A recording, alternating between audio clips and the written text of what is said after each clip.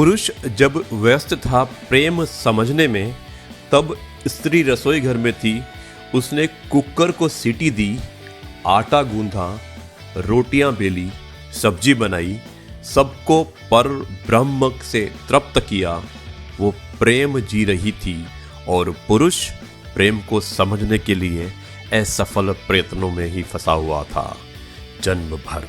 तो दोस्तों, यह है आपका अपना प्रिय आरजे आदि आपके लिए लेकर आया है आपका मनपसंद प्रोग्राम आड़ी टेढ़ी बातें मुंबईचा माणूस। और आज दिन है 25 जुलाई, शनिवार का दिन, यानी कि आज आप अपना वीकेंड मना रहे होंगे अपने परिवार के साथ। और दोस्तों, आज ये हमारा 77वां एपिसोड है, यानी कि 77वां एपिसोड नॉन स्टॉप। रोज आपको प्रसारण होता है, ब्रॉडकास्ट होता है सुबह, और 77वां डे है। दोस्तों, मैं शुरुआत करता हूं इस प्रसारण की, इस प्रोग्राम की, आड़ी टेढ़ी बातों की, जो आपका मुंबई का मानव सुनाने जा रहा है। उसमें कुछ अपडेट्स हैं, कुछ कविताएं हैं, कुछ कहानी, कुछ किस्से और कुछ नई नई बातें। दोस्तों, हिंदुस्तान में जो संख्या है कोरोना वायरस से पॉजिटिव से पीड़ित लोगों की, वो करीब 13 लाख तक पहुंच गई है। यानी कि 13 लाख कोई छोटा नंबर नहीं होता है। दोस्तों, हम तीसरे स्थान पर चल रहे हैं इस समय। उसके अलावा जो पिछले 24 घंटों में कोरोना वायरस से पॉजिटिव के केसेस आए हैं, वो करीब 49,310, यानी कि 50,000 के आसपास।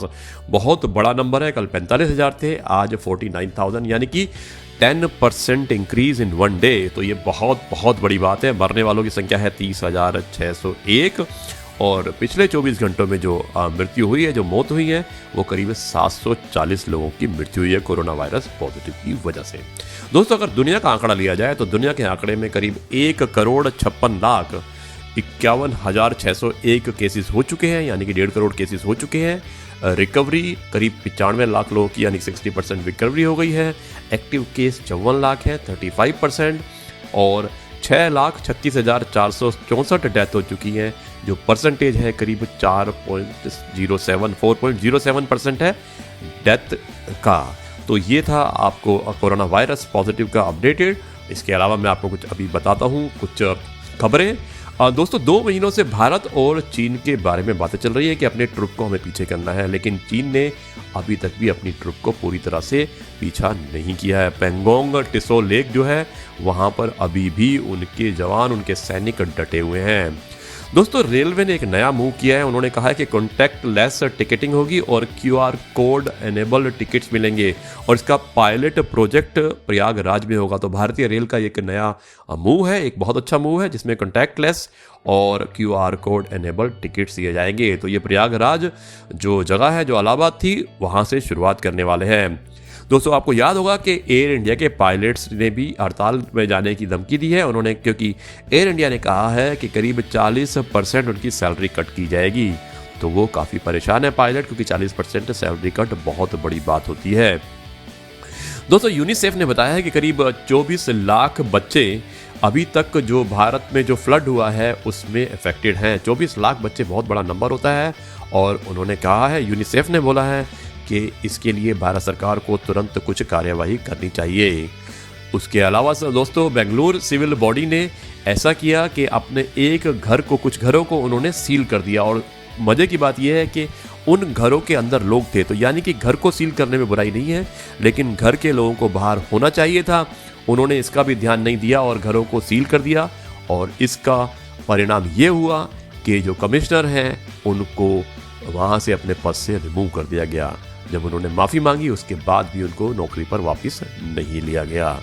दोस्तों, इजराइल ने अपनी टीम भेजी है भारत में, और एक जॉइंट एफर्ट है भारत और इजराइल का टू डेवलप रैपिड कोविड-19 टेस्टेड किट्स। तो इसमें टेस्टिंग किट जो है कोविड-19 की, इसके लिए इजराइल और भारत का एक जॉइंट एफर्ट चल रहा है। दोस्तों, एक ब्रिंटन फार्मा है जिसको DCGI का अप्रूवल मिल चुका है कि वो मार्केट कर सकती है फेविपिराविर, जो कोविड-19 का ट्रीटमेंट है, और उन्होंने कहा है कि वो 59 रुपीज़ पर टैबलेट बेचेंगे। केजरीवाल ने कहा है कि हमारे यहाँ पर प्लाज्मा थेरेपी फ्री हो रही है, इसलिए किसी को कुछ पेमेंट देने की ज़रूरत नहीं है। करीब 500 सैंपल उनके ILBS हॉस्पिटल में मौजूद है। प्लाज्मा थेरेपी, यानी कि ये थेरेपी जो होती है, प्लाज्मा जो होता है, ट्रांसप्लांट जो होगा, ये कोविड-19 पेशेंट्स के लिए होगा। दोस्तों सिप्ला ने भी अफोर्डेबल ड्रग लॉन्च करने का फैसला किया है CSIR के साथ में मिलके, जो कोविड-19 पेशेंट्स के लिए है। दोस्तों WHO ने कहा है कि US, ब्राज़ील और इंडिया 3 वर्स्ट अफेक्टेड नेशंस हैं, और लेकिन उसके बाद भी ये डील कर सकते हैं कोरोना वायरस पैंडेमिक से। तो ये WHO की रिपोर्ट है। झारखंड ने अनाउंस किया है कि 2 साल की जेल हो सकती है और 1 लाख रुपया फाइन हो सकता है अगर कोई व्यक्ति मास्क नहीं पहन के निकलेगा बाहर। तो मास्क पहनना वहाँ अनिवार्य है, और अगर आप नहीं पहनेंगे तो आपको 2 साल की जेल और 1 लाख रुपए का फाइन हो सकता है। उसके अलावा दोस्तों इलेक्शन कमीशन ने बीजेपी से एक लिंक, एक कंपनी है जिसका नाम है साइन पोस्ट, उन्होंने उसको प्रमोशन के लिए इस्तेमाल किया था। तो इसलिए महाराष्ट्र पोल्स के लिए तो पैनल ने अभी उनकी इंक्वायरी शुरू कर दी है। दोस्तों हुआई को रिप्लेस किया गया है एंड गेम के साथ में, और 5G के लिए तो भारत सरकार ने जो चाइनीज़ फर्म है हुआई को रिप्लेस करके एंड गेम को 5G के लिए कार्य में लगाया गया है। डेयरी सेक्टर में दोस्तों जो क्राइसिस जो चल रहा है उसमें भी अपॉर्चुनिटीज़ निकल के आई हैं, और डेयरी सेक्टर के में करीब 1 करोड़ 70 लाख फार्मर्स को सपोर्ट मिला है, हेल्प मिली है, और इंडिया का एक्सपोर्ट भी डेयरी में 10% बढ़ा है। मैं आज आपको थोड़ा अमूल डेयरी के बारे में बताऊंगा।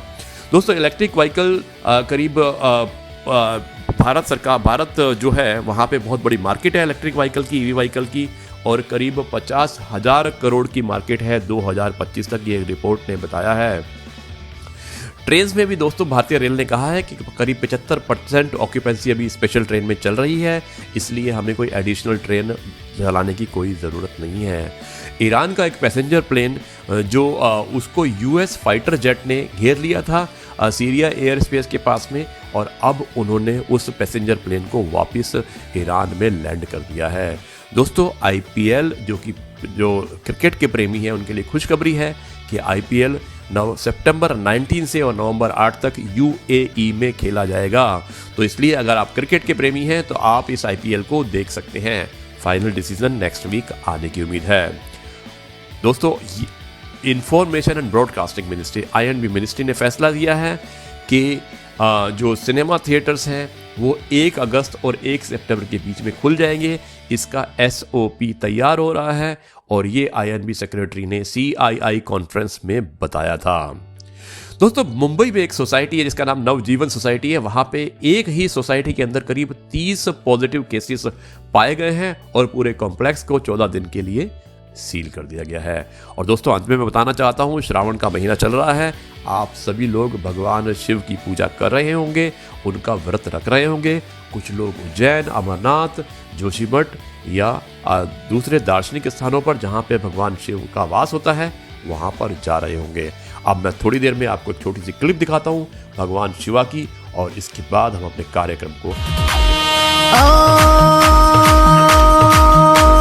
त्र्यंबकं यजामहे सुगंधिं पुष्टिवर्धनम् उर्वारुकमेव बन्धनान् मृत्योर्मोक्षेयमामृता।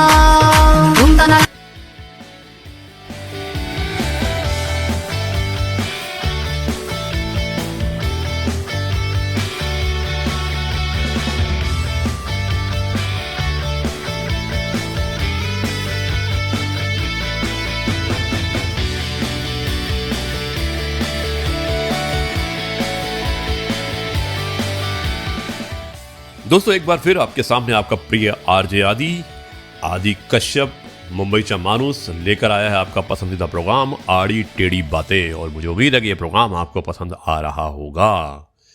अंधेरों की साजिशें रोज रोज होती हैं, फिर भी उजाले की जीत हर सुबह होती है। दोस्तों अब मैं आपको मुंशी प्रेमचंद की एक कविता सुनाना चाहता हूं, और मुझे ये कविता बहुत अच्छी लगती है, और मैं जितनी भी और भी पढ़ता हूं मुझे अच्छी लगती है। तो कविता कुछ इस प्रकार है। ख्वाहिश नहीं मुझे मशहूर होने की, आप मुझे पहचानते हो बस इतना ही काफ़ी है। अच्छे ने अच्छा और बुरे ने बुरा जाना मुझे, जिसकी जितनी ज़रूरत थी उसने उतना ही पहचाना मुझे। जिंदगी का फलसफा भी कितना अजीब है, जिंदगी का फलसफा भी कितना अजीब है। शामें कटती नहीं और साल गुजरते चले जा रहे हैं। एक अजीब सी दौड़ है ये जिंदगी। दोस्तों गौर से सुनिएगा, एक अजीब सी दौड़ है ये जिंदगी। जीत जाओ तो कई अपने पीछे छूट जाते हैं और हार जाओ तो अपने ही पीछे छोड़ देते हैं। बैठ जाता हूँ मिट्टी पे अक्सर, बैठ जाता हूँ मिट्टी पे अक्सर, मुझे अपनी औकात अच्छी लगती है। मैंने समंदर से सीखा है जीने का सलीका, चुपचाप से बहना, अपनी मौज में रहना। ऐसा नहीं कि मुझ में कोई ऐब नहीं है, ऐसा नहीं कि मुझ में कोई ऐब नहीं है, पर सच कहता हूँ मुझ में कोई फरेब नहीं है। जल जाते हैं मेरे अंदाज से मेरे दुश्मन, जल जाते हैं मेरे अंदाज से मेरे दुश्मन। एक मुद्दत से मैंने ना तो मोहब्बत बदली और ना ही दोस्त बदले हैं। एक घड़ी खरीद कर हाथ में क्या बांध ली, वक्त पीछे ही पड़ गया मेरे। सोचा था घर बनाकर बैठूंगा सुकून से, पर घर की जरूरत ने मुसाफिर बना डाला मुझे। सुकून की बात मत कर ए दोस्त, सुकून की बात मत कर ए दोस्त। बचपन वाला इतवार अब नहीं आता। जीवन की भागदौड़ में क्यों वक्त के साथ रंगत खो जाती है। हंसती खेलती जिंदगी भी आम हो जाती है। एक सवेरा था जब हंसकर उठते थे हम, और आज कई बार बिना मुस्कुराए ही शाम हो जाती है। कितनी दूर निकल गए रिश्तों को निभाते निभाते, खुद को खो दिया हमने अपनों को पाते पाते। लोग कहते हैं हम मुस्कुराते बहुत हैं, और हम थक गए दर्द छुपाते छुपाते। खुश हूं और सबको खुश रखता हूं, अंत में खुश हूं और सबको खुश रखता हूं। लापरवाह हूं खुद के लिए मगर सबकी परवाह करता हूं। मालूम है कोई मोल नहीं है मेरा फिर भी, मालूम है कोई मोल मेरा नहीं है फिर भी, कुछ अनमोल लोगों से रिश्ते रखता हूं। तो जी हाँ दोस्तों, ये थी मुंशी प्रेमचंद की कविता, और आपको कैसी लगी आप मुझे जरूर बताइएगा। अब मैं इस कार्यक्रम को और आगे बढ़ाता हूँ। हंसकर जीना दस्तूर है जिंदगी का, एक यही किस्सा मशहूर है जिंदगी का। बीते हुए पल कभी लौट कर नहीं आते, यही सबसे बड़ा कसूर है जिंदगी का। दोस्तों आज मैं अभी आपको एक बहुत सुंदर जानकारी देने वाला हूँ। यूरोप का एक देश है नॉर्वे। वहां कभी जाइएगा तो यह सीन आमतौर पर पाइएगा। एक रेस्तोरां है, उसमें कैश काउंटर पर एक महिला आती है और कहती है 5 कॉफी 1 सस्पेंशियो। फिर वो 5 कॉफी के पैसे देती है और 4 कप कॉफी ले जाती है।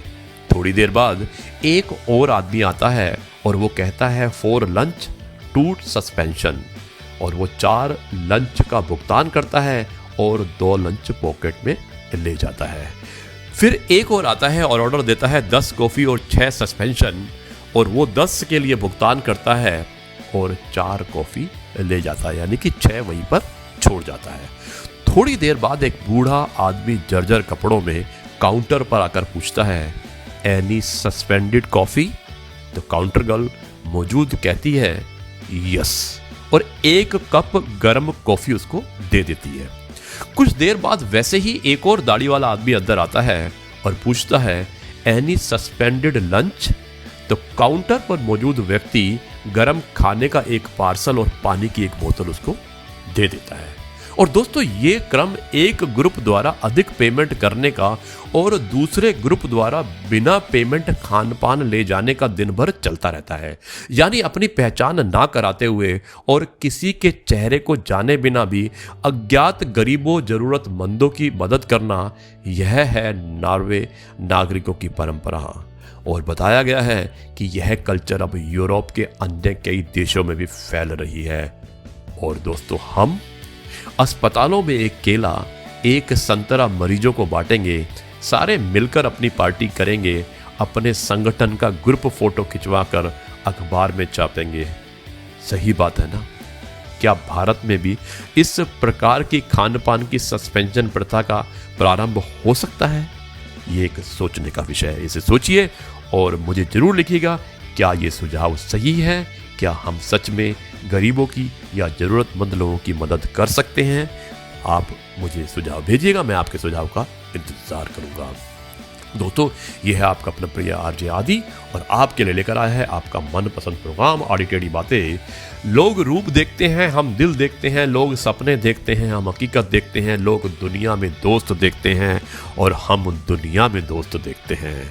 तो दोस्तों, ये है आपका अपना प्रिय आरजे आदि और आपको अभी बताता है अमूल मिल्क के बारे में, उसके मिल्क के प्रोडक्ट के बारे में, क्योंकि एक बहुत महत्वपूर्ण जानकारी है और मुझे उम्मीद है कि इस जानकारी से आपको बहुत बेनिफिट होगा।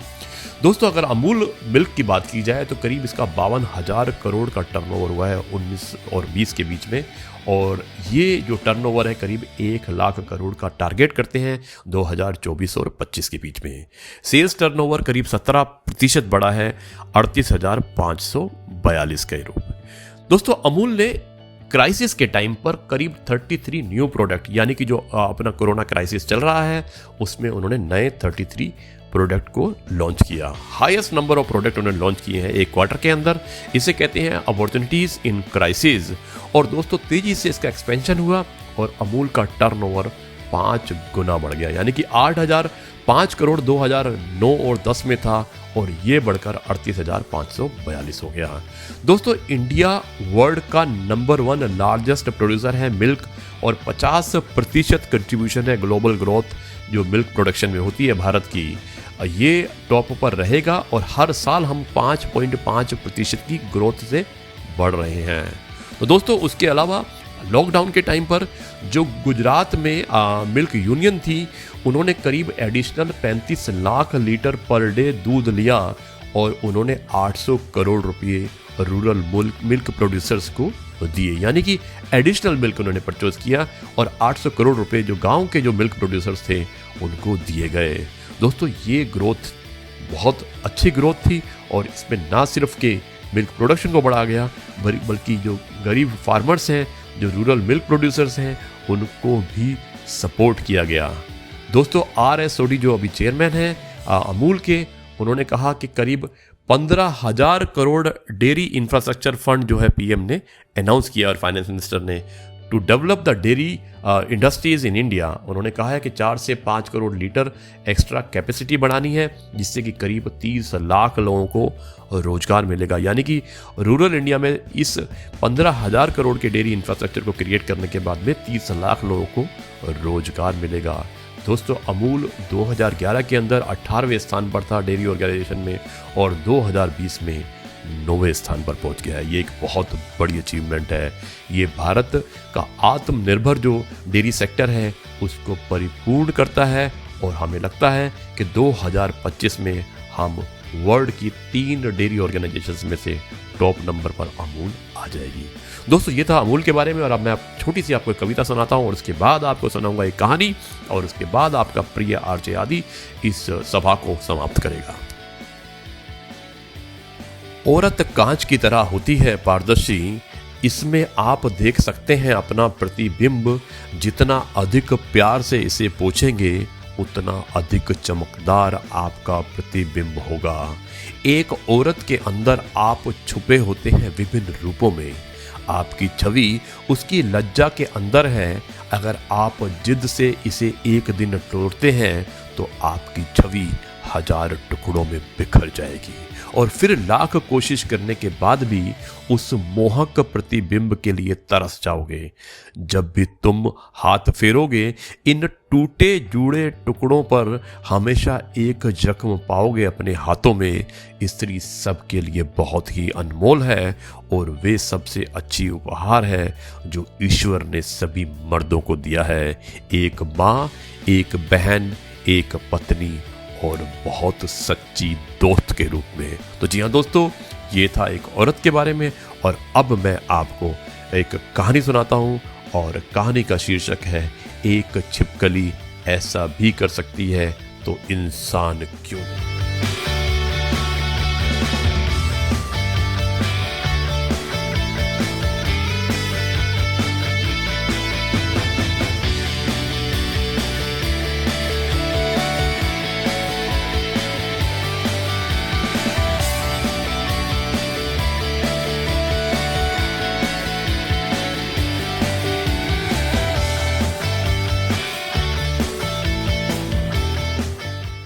जापान में एक व्यक्ति अपने घर को तोड़कर दोबारा बनवा रहा था। जापान में घरों में लकड़ी की दीवारों में आमतौर पर खाली जगह रहती है। जब उस घर की दीवारों को तोड़ रहे थे तो उस दीवार की खाली जगह में एक छिपकली फंसी हुई मिली। उस छिपकली के पैर में दीवार के बाहर की तरफ से निकलकर एक कील घुसी हुई थी। जब उस छिपकली को देखा तो उस पर तरस तो आ गया, साथ ही एक जिज्ञासा भी हुई, क्योंकि जब कील को जांचा गया तो पता चला कि ये कील मकान बनाते समय 5 वर्ष पहले ठोकी गई थी। क्या हुआ था? छिपकली 5 वर्षों से एक ही जगह फंसी रहने के बावजूद जिंदा थी। दीवार के एक छोटे से अंधेरे हिस्से में बिना हिले डुले 5 वर्षों तक जिंदा रहना असंभव था। ये वाकई हैरानी की बात थी कि छिपकली 5 वर्षों से जिंदा कैसे थी, वो भी बिना एक कदम हिलाए, क्योंकि पैर दीवार से निकली कील में फंसा हुआ था। सो वहां काम रोक दिया गया और छिपकली को देखने लगे कि वो क्या करती है और क्या और कैसे खाती है। थोड़ी देर बाद पता नहीं कहां से एक और छिपकली आ गई जिसके मुंह में खाना था। उसने पहली छिपकली को वह खाना खिला दिया। ये देखकर लोग हैरानी से सुन्न हो गए और ये बात उनके दिल को छू गई। जो छिपकली पैर में कील घुसी होने की वजह से एक ही जगह फंस गई थी, दूसरी छिपकली पिछले 5 वर्षों से उसका पेट भर रही थी। अद्भुत! एक छिपकली द्वारा अपने साथी के प्रति बिना उम्मीद छोड़े ये सेवा पिछले 5 वर्षों से लगातार बिना थके चल रही थी। अगर एक छिपकली ऐसा कर सकती है तो हम क्यों नहीं कर सकते? अब आप सोचिए कि एक नन्हा सा जीव जो काम कर सकता है, क्या कोई बुद्धिमान व्यक्ति उस काम को नहीं कर सकता? कृपया अपने प्रियजनों का परित्याग ना करें। जब उन्हें आपकी जरूरत हो तो उस समय उन्हें यह ना कहें कि आप व्यस्त हैं और आपके पास उनके लिए समय नहीं है। हो सकता है कि आपके कदमों तले सारी दुनिया हो, लेकिन उनके लिए केवल आप ही उनकी दुनिया है। दोस्तों, ये कहानी आपको कैसी लगी ये मुझे आप जरूर लिखिएगा। और ये है आपका प्रिय आरजे आदि और आपके लिए लेकर आया है आड़ी टेढ़ी बातें। और मुझे उम्मीद है कि ये कार्यक्रम आपको पसंद आया होगा। अब मैं इस कार्यक्रम को खत्म करने से पहले आपसे कहता हूँ कि वो दोस्त मेरी नज़र में बहुत मायने रखते हैं जो सही वक्त पर मेरे सामने आईने रखते हैं। दोस्तों, भिक्षा पात्र तो भर जा सकता है, परंतु इच्छा पात्र कभी नहीं हो जा सकता। संतोष में ही परम सुख है। दोस्तों, जन्म से मिले रिश्ते को प्रकृति की देन है, लेकिन खुद के बनाए रिश्ते हमारी पूंजी है। इन्हें सहज कर रखिए। छल में बेशक बल है, लेकिन प्रेम में आज भी हल है। हंस कर जीना दस्तूर है जिंदगी का, हंस कर जीना दस्तूर है जिंदगी का। एक यही किस्सा मशहूर है जिंदगी का, बीते हुए पल कभी लौट कर नहीं आते, यही सबसे बड़ा कसूर है जिंदगी का। दोस्तों, यह है आपका अपना प्रिय आरजे आदि और आपके लिए लेकर आया था आड़ी टेढ़ी बातें। और अब ये कार्यक्रम यहीं पर समाप्त करता है और कल आपसे फिर मुलाकात करता है एक नए किस्से, नई कहानी, नई सोच, नई कविता के साथ। और तब तक के लिए आपसे कहता है अलविदा, गुड बाय, जय भारत, वंदे मातरम। और फिर आपसे हम एक बार मुलाकात करेंगे रविवार को। नमस्कार।